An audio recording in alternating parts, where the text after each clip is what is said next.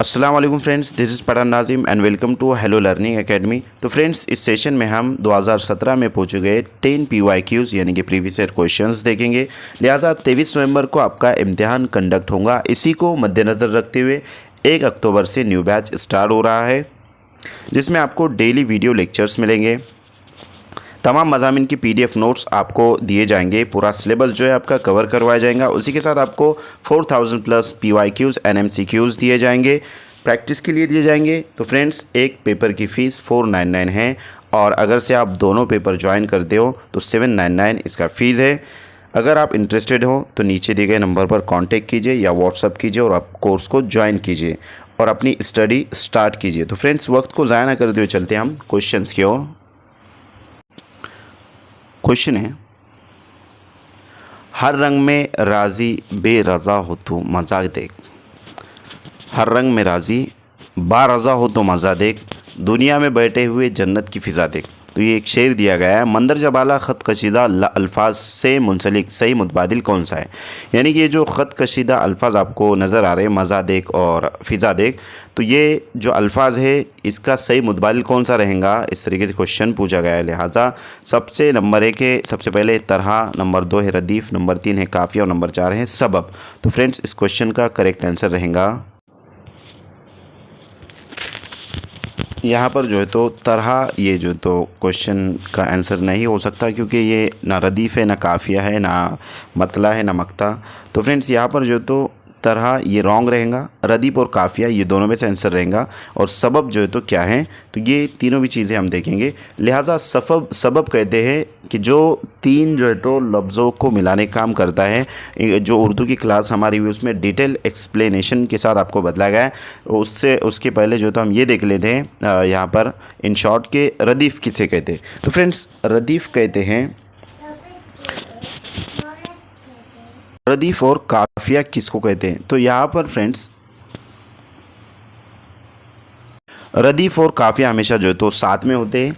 और किस तरीके से होते हैं कि जो हम आवाज़ हिस्से को जो है तो यानी कि काफ़िया किसे कहते हैं कि शायरी में हर शेर के दोनों मिसरों के आखिर में आने वाले जो अल्फाज होते हैं, जो हम मायने आवाज़ रखते हैं, यानी कि एक जैसी आवाज़ उसकी जो तो होती है, उसको काफ़िया कहते हैं।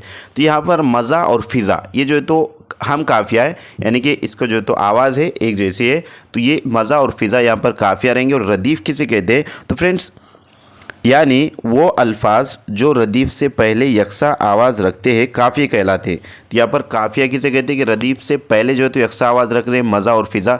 तो फिर रदीफ़ किसे कहेंगे फ्रेंड्स, वो आपको कमेंट बॉक्स में कमेंट करना है। अगर इसको काफ़िया कहते हैं और हमने इस तरीके से देखा है कि वो अल्फाज जो रदीफ़ से पहले यकसा आवाज़ रखते हैं काफ़िया कहलाते हैं। काफ़िया हमेशा रदीफ़ से पहले आता है, काफ़िया जो है तो हमेशा रदीफ़ से पहले आता है। यहाँ पर मज़ा और फ़िज़ा ये जो है तो काफ़िया है। तो रदीफ़ क्या रहेगा आपको कमेंट बॉक्स में कमेंट करना है, और इस क्वेश्चन का आंसर क्या हो सकता है वो भी आपको कमेंट बॉक्स में कमेंट करना है। लिहाजा ख़त कशीदा जो लफ्ज़ है यानी कि अल्फाज है, तो उसका सही मुतबादिल कौन सा होगा, ये आप डायरेक्टली आंसर की तरफ जा चुके हो। यहाँ पर रदीफ़ और काफ़िया के ज़रिए हमने आपको यहाँ पर समझा दिया गया। नेक्स्ट क्वेश्चन की तरफ चलते हैं। अगला सवाल है कि असदुल्ला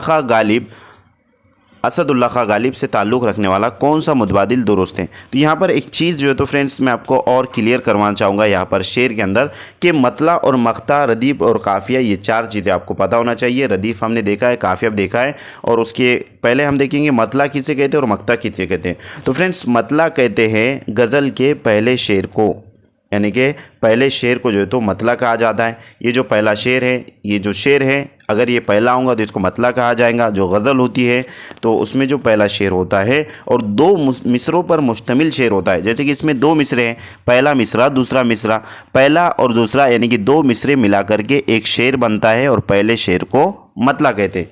उसी के साथ मख्ता किसे कहते हैं वो हम देखेंगे। तो जिस शेर में शार अपना तखल्लुस पेश करें उसे मख्ता कहते हैं।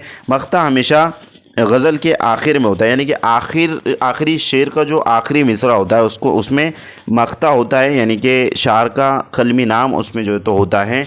तो लिहाजा उसे मख्ता कहा जाएगा। यहाँ पर हमने चार चीज़ें देखी है, मतला, मख्ता, काफ़िया और रदीफ़। ये गज़ल से रिलेटेड है और क्वेश्चन इस टाइप का पूछा जा सकता है। इन 4 ऑप्शन से रिलेटेड क्वेश्चन ज़रूर पूछा जाएगा 2025 का जो 23 नवंबर का एग्ज़ाम है उसमें। तो फ्रेंड्स नेक्स्ट क्वेश्चन की तरफ हम बढ़ते हैं।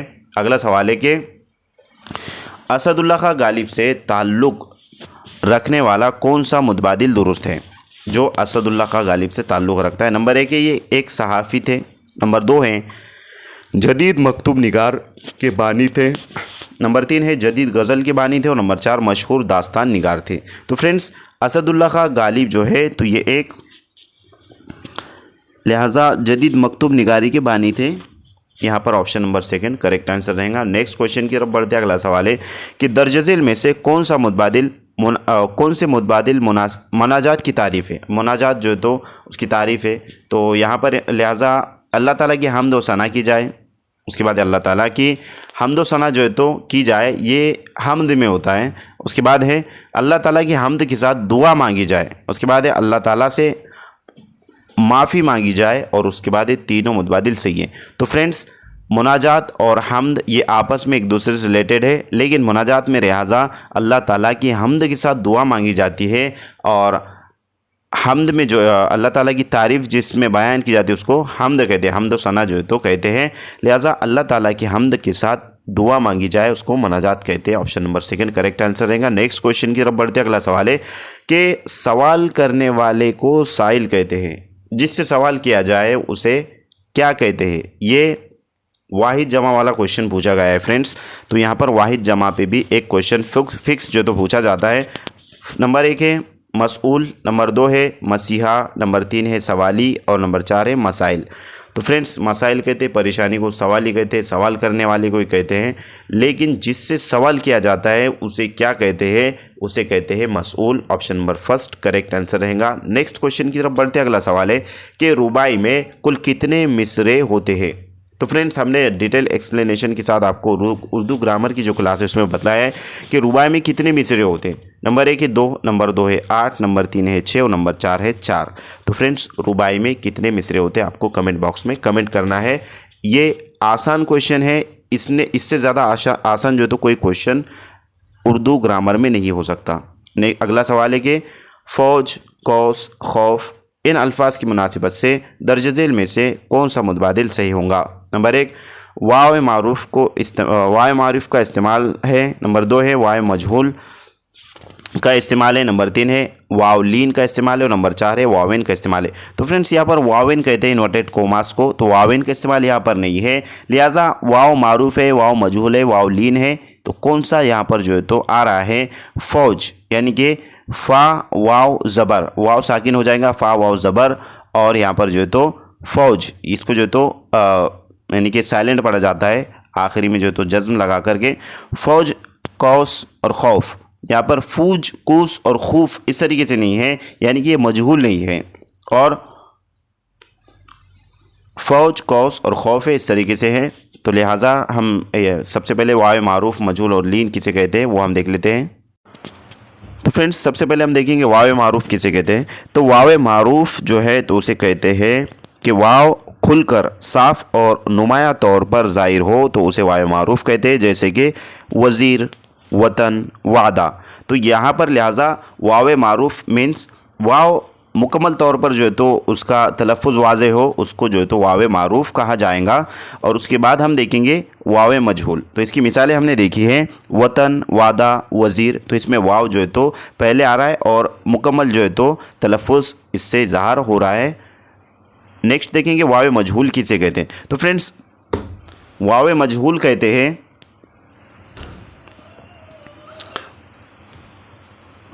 तो फ्रेंड्स यहाँ पर हम उसके बाद देखेंगे वाव मारूफ़।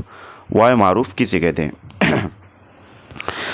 जब वाव ऐसे मकाम पर आए कि उसकी आवाज़ कम सुनाई दे या मख्फी हो जाए या असल आवाज़ से बिल्कुल वाज़े ना हो, असल आवाज़ जो है तो उसकी बिल्कुल वाज़े ना हो, तो उसे वाव मजहूल कहते हैं। जैसे नूर, दूध और उसके साथ कुव्वत वग़ैरह। तो वाव जो है तो यहाँ पर क्या हो जा रहा है, इसकी आवाज़ मख्फी हो जा रही है और असल आवाज़ बिल्कुल जो है तो वाज़े नहीं हो रही है। तो यहाँ पर जैसे कि नूर, दूध वग़ैरह। तो इसको जो है तो वावे मजहूल कहेंगे। अब वावेलीन किसे कहते हैं वो हम देखेंगे। तो फ्रेंड्स वावेलीन कहते हैं कि वाव साकिन से पहले ज़बर हो तो उसे वावेलीन कहते हैं। तो वाव साकिन से पहले यहाँ पर ज़बर है, कौस, फौज और खौफ, तो इस वास्ते जो है तो इसको वावेलीन कहा जाएगा। वावेलीन जो है तो उसको कहते हैं कि जिसके यानी कि वाव साकिन से पहले ज़बर हो तो उसको वावेलीन कहते हैं। इसको नरम आवाज़ के साथ जल्द अदा किया जाता है और वाव जो है तो यानी कि उसको मारूफ पढ़ा जाता है, तो इसको मारूफ पढ़ते हैं और नरम आवाज़ के साथ अदा करते हैं और वाव से पहले जो है तो ज़बर होता है।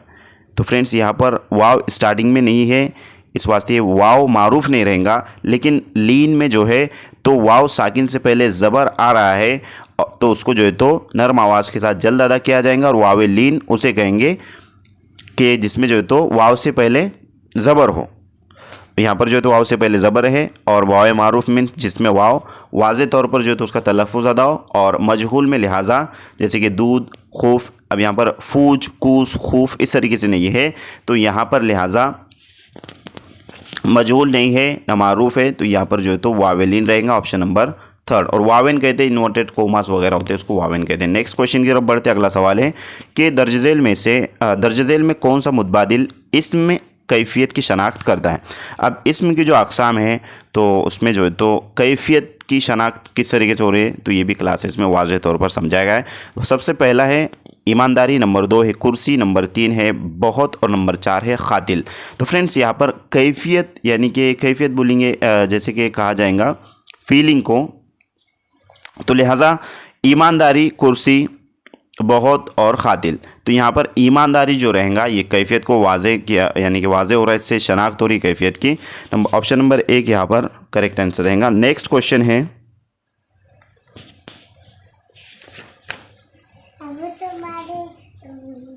नेक्स्ट क्वेश्चन की तरफ बढ़ते। इस क्वेश्चन का करेक्ट आंसर रहेगा ऑप्शन नंबर 1। अगला सवाल है कि जिस फ़ेल से ठीक ठीक पता न चले कि वो ज़माने हाल का है या मुस्तकबिल का है वो क्या कहलाता है। नंबर 1 है मुज़ारे, नंबर 2 है एहतिमाल, नंबर 3 है शर्तिया और नंबर 4 है मुतलक। फ्रेंड्स हम सबसे पहले यहाँ पर ये समझेंगे कि मुज़ारे किसे कहते हैं। तो फ्रेंड्स यहाँ पर लिहाजा मुज़ारे कहते हैं फ़ेल मुज़ारे यानी ऐसा फ़ेल जो ये बताए कि कोई अमल अभी हो रहा है, यानी कि मुस्तकबिल का होगा या फिर जो है तो हाल का, ये वाज़े नहीं होता इसमें। जैसे कि मिसाल के तौर पर मैं लिखता हूँ इस काम उस वक्त हो रहा है और वो जाएगा यानी कि आइंदा जो है तो होने वाला है। तो लिहाजा यहाँ पर ऑप्शन नंबर 1 करेक्ट आंसर रहेगा। जो ठीक ठीक उससे पता नहीं चलता है मीन्स तो उसे मुज़ारे कहते हैं। और एहतिमाल किसे कहते हैं वो भी हम देख लेते हैं कि यानी कोई बात हो कि बल्कि उसके होने या ना होने, किसी बात को होने या ना होने का इम्कान पाया जाए उसको एहतिमाल कहते हैं। जैसे कि इम्तिहान में कामयाबी का एहतिमाल ज़्यादा है यानी कि चांसेस ज़्यादा हैं, और आज बारिश होने का एहतिमाल है यानी कि इम्कान है कि बारिश होंगी। अब शर्तिया किसे कहते हैं तो फ्रेंड्स शर्तिया कहते हैं यानी ऐसा जो है तो बात या लफ्ज़ जिस पर किसी किस्म की शर्त क़ैद जो है तो क़ैद हो उसको जो है तो शर्त कहते हैं, शर्तिया कहते हैं। मिसाल मुतलक आज़ादी मीन्स मुकम्मल आज़ादी जिस पर कोई पाबंदी ना हो, तो लिहाजा शर्तिया हुआ। मुतलक भी जो तो हमने देखा है कि मुकम्मल आज़ादी, मुतलक यानी कि ऐसी बात या लफ्ज़ जिसके जो है तो ना शर्त हो या ना क़ैद हो उसको जो है तो मुतलक कहेंगे, और शर्त यानी जिसमें शर्त पाई जाए उसको जो तो शर्त कहेंगे। नेक्स्ट क्वेश्चन की तरफ बढ़ते तो इस क्वेश्चन का करेक्ट आंसर है ऑप्शन नंबर 1 मुज़ारे। अगला सवाल है कि ऐसा फ़ेल जो अपने फ़ाइल के साथ मिलकर जुमले का पूरा मतलब वाज़े कर दे उसे क्या कहते हैं। नंबर 1 है फ़ेल नाक़िस, नंबर 2 है फ़ेल लाजिम, नंबर 3 है फ़ेल मखानी और नंबर 4 है फ़ेल मुताद्दी। तो फ्रेंड्स ऐसा फ़ेल जो अपने फ़ाइल के साथ मिलकर जुमले का पूरा मतलब वाज़े कर दे उसे फ़ेल लाजिम कहते हैं। ऑप्शन नंबर 2 करेक्ट आंसर रहेगा। तो फ्रेंड्स फ़ेल नाक़िस किसे कहते हैं, फ़ेल जो है तो मकानी किसे कहते हैं, फ़ेल मुताद्दी किसे कहते हैं, ये भी जो है तो हम देखेंगे। यानी कि इस फ़ेल के ऊपर कोई भी अगर क्वेश्चन आता है तो आप आसानी उसका आंसर करेक्ट जो है तो यानी कि उसका आंसर आपका रॉन्ग नहीं होगा और आपका एक मार्क जो है तो ज़ाया नहीं होगा। सबसे पहले हम देखेंगे फ़ेल नाक़िस के फ़ेल नाक़िस वो फ़ेल है जो अपने साथ आने वाले इस्म या ज़मीर को ख़बर बना देता है। अकेला पूरा मायने नहीं देता। जैसे अली तालिब इल्म है, तो यहाँ पर जो तो है ये फ़ेल नाकिस है।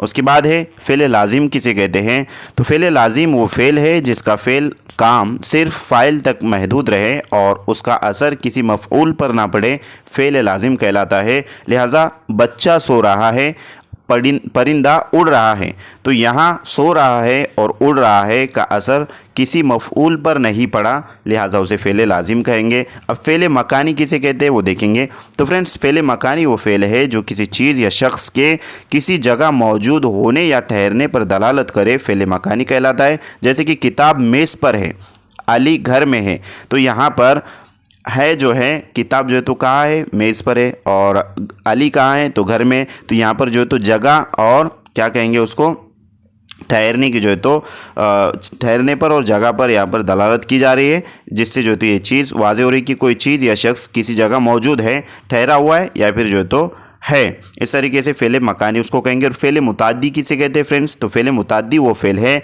जिसका असर मफ़ऊल पर पड़ता है, यानी कि उसमें फ़ेल फ़ाइल मफ़ऊल तीनों जो है तो आ जाते हैं। फॉर एग्ज़ाम्पल, अली ने किताब पढ़ी, माँ ने बच्चे को डांटा। यहाँ पर पढ़ी और डांटा का असर मफ़ऊल पर पड़ा, यानी कि मफ़ऊल मीन्स जिसको जो है तो ऑब्जेक्ट कहते हैं। अली यहाँ पर सब्जेक्ट रहेगा, किताब जो है तो यहाँ पर जो है तो मफ़ऊल रहेगा, ऑब्जेक्ट रहेगा, और पढ़ी और डांटा ये क्या रहेगा फ्रेंड्स, ये जो है तो सॉरी ये जो है तो ऑब्जेक्ट रहेगा, और किताब और ये जो तो वर्ब रहेंगे। फ़ेल फ़ाइल और मफ़ऊल इस तरीके से जो है तो फ़ेल यहाँ पर है पढ़ना और डांटना, फ़ेल यानी वर्ब, अली और माँ यहाँ पर जो है तो सब्जेक्ट रहेंगे, फ़ाइल रहेंगे, किताब और बच्चा यहाँ पर जो है तो मफ़ऊल रहेंगे, ऑब्जेक्ट रहेंगे। तो फ्रेंड्स, यहाँ पर फ़ेल मुताद्दी उसको कहेंगे। नेक्स्ट क्वेश्चन की तरफ बढ़ते हैं। इस क्वेश्चन का आंसर है ऑप्शन नंबर 2। अगला सवाल है कि दो बच्चे चंद बच्चों पर भारी थे, ख़त कशीदा लफ्ज़ किसकी मिसाल है। तो यहाँ पर दो बच्चे जो है चंद बच्चों पर भारी थे, कौन सी जो है तो मिसाल है, तो सिफत के ऊपर एक क्वेश्चन डेफिनेटली पूछा जाता है। तो ये सिफत मिकदारी है या सिफत निस्बती है, सिफत ज़ाती है या सिफत अददी है। तो फ्रेंड्स, दो बच्चे और चंद बच्चों पर भारी थे, यहाँ पर तादाद से रिलेटेड बात हो रही है। तो ऑप्शन का गेज इस तरीके से आप लगा सकते हो फ्रेंड्स के बात क्या हो रही है, अदद की हो रही है। तो यहाँ पर लिहाजा ख़त कशीदा जो लफ्ज़ रहेगा वो फ़ेले सॉरी सिफत अददी रहेगा। ऑप्शन नंबर यहाँ पर जो है तो लास्ट वाला करेक्ट आंसर रहेगा। नेक्स्ट क्वेश्चन की तरफ बढ़ते हैं। अगला सवाल है, हम जो है तो 5,000 रुपये, यहाँ पर जो है तो 5,000 रुपये गलती से मिस्टेक हुआ है, खैर 5,000 रुपये खर्च कर चुके थे। तो यहाँ पर ख़त कशीदा लफ्ज़ किसकी मिसाल है। यहाँ पर अगर ख़त कशीदा लफ्ज़ नहीं तो इन्वर्टेड कोमा हो सकते, यानी कि पूरा जो जुमला होता है वो ख़त कशीदा होता है, और प्रिंटिंग मिस्टेक होती है पेपर्स के अंदर भी, तो आपको ये समझ लेना चाहिए। ऑप्शन नंबर 1 है माजी इस्तिमरारी, ऑप्शन नंबर 2 है माजी बैद, ऑप्शन नंबर 3 है माजी मुतलक, और ऑप्शन नंबर 4 है माजी एहतिमाली। तो फ्रेंड्स, इस क्वेश्चन का करेक्ट आंसर है माजी बैद, ऑप्शन नंबर 2, यानी कि हम 5,000 रुपये खर्च कर चुके थे। तो माजी बैद यानी कि गुज़रा हुआ। लिहाजा आज के लिए इतना काफ़ी है। मैं उम्मीद करता हूँ कि आपको वीडियो अच्छा लगा होगा और समझ में आ गया होगा। अगर किसी का कोई क्वेश्चन है, किसी को अगर कोई डाउट है, तो आप कमेंट बॉक्स में ज़रूर कमेंट कीजिए। अगर आपने चैनल सब्सक्राइब नहीं किया है तो चैनल को सब्सक्राइब कीजिए, बेल आइकन को प्रेस कीजिए ताकि आने वाली वीडियो की नोटिफिकेशन आप तक पहुंचे। और इस वीडियो को अपने फ्रेंड सर्कल में ज़्यादा से ज़्यादा शेयर कीजिए जो महाटीटी 2025 के लिए प्रिपरेशन कर रहे हैं। तो फ्रेंड्स, मिलते हैं नेक्स्ट टाइम नेक्स्ट वीडियो में। Thank you for watching my video. Thank you very much Indeed for your cooperation and have nice day.